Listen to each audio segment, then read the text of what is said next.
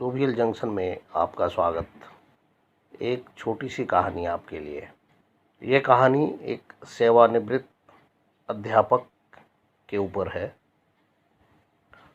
सेवानिवृत्त अध्यापक जो कि सुबह 10 बजे तक एकदम स्वस्थ थे, शाम होते होते तेज बुखार के साथ साथ वे सारे लक्षण दिखाई देने लगे जो एक कोरोना पॉजिटिव मरीज के अंदर दिखाई देते हैं।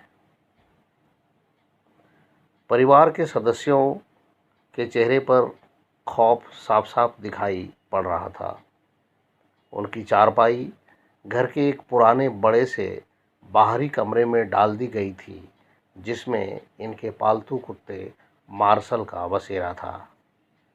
गोपाल जी कुछ साल पहले एक छोटा सा पिल्ला सड़क से उठाकर लाए थे और अपने बच्चे की तरह पालकर इसको नाम दिया था मार्शल। इस कमरे में अब गोपाल जी, उनकी चारपाई और उनका प्यारा मार्शल, ये 3 लोग ही थे। दोनों बेटों बहुओं ने दूरी बना ली और बच्चों को भी पास ना जाने के निर्देश दे दिए गए। सरकार द्वारा जारी किए गए नंबर पर फ़ोन करके सूचना दे दी गई। खबर मोहल्ले भर में फैल चुकी थी, लेकिन इनसे मिलने कोई नहीं आया था। साड़ी के पल्ले से मुंह लपेटे हुए हाथ में छड़ी लिए पड़ोस की कोई एक बूढ़ी अम्मा आई और गोपाल जी की पत्नी से बोली। गोपाल जी मतलब रिटायर्ड शिक्षक। अरे कोई इसके पास दूर से खाना भी सरका दो। वे अस्पताल वाले तो इसे भूखे ही उठा ले जाएंगे। अब प्रश्न ये था कि उनको खाना देने के लिए कौन आगे आए। बहुओं ने खाना अपनी सास को पकड़ा दिया। अब शिक्षक महोदय की पत्नी के हाथ थाली पकड़ते ही कांपने लगे, पैर मानो खूंटे से बांध दिए गए हों। यह सब देखकर पड़ोसन बूढ़ी अम्मा बोली, अरे तेरा तो पति है, मुंह बांध के चली जा और दूर से थाली सरका दे, वो अपने आप उठाकर खा लेगा। सारी वार्तालाप शिक्षक महोदय चुपचाप सुन रहे थे। उनकी आंखें नम थी और कांपते होठों से उन्होंने यह कहा कि कोई मेरे पास ना आए तो बेहतर है, मुझे भूख भी नहीं है।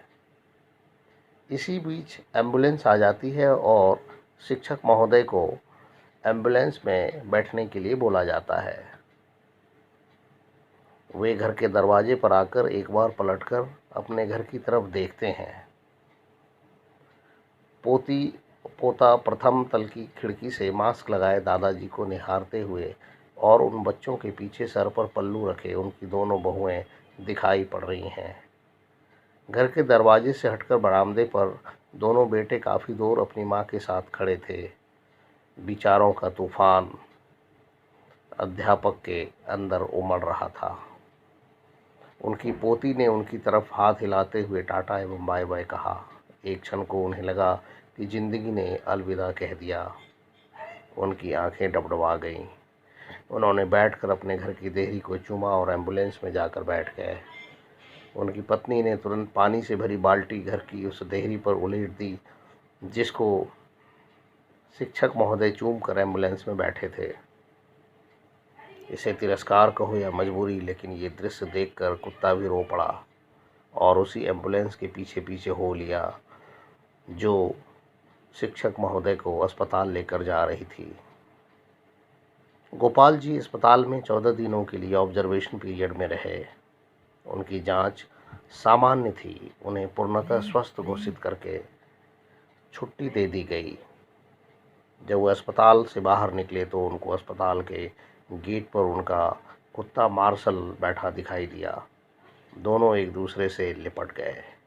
एक की आंखों से गंगा तो मानो दूसरे की आंखों से जमुना बह रही थी। जब तक उनके बेटे की लंबी गाड़ी उन्हें लेने पहुंचती, तब तक वो अपने मार्शल को लेकर किसी दूसरी दिशा में निकल चुके थे। उसके बाद वो कभी दिखाई नहीं दिए। कल्पना करें कि इस कहानी के किरदार आप हैं। आपका सारा अहंकार और मोह माया खत्म हो जाएगा। इसलिए सभी से यही निवेदन है कि अच्छे कर्म करें। जीवन में कुछ नहीं है और कोई नहीं है अपना। जब तक स्वार्थ है तभी तक सभी आपके साथ है। जीवन एक सफ़र है और मौत उसकी मंजिल है। मोक्ष का द्वार कर्म है, यही सत्य है। अमीर गरीब, छोटा बड़ा, स्त्री पुरुष, धर्म जाति, कोई भेदभाव नहीं है। सब एक समान है। असली धर्म इंसानियत का है। निस्वार्थ भाव से सच्चाई, ईमानदारी, प्रेम और परोपकार करना ही सर्वश्रेष्ठ है। अगर ये कहानी आपको अच्छी लगी तो आप अपने मित्रों से, दोस्तों से भी शेयर करें। धन्यवाद।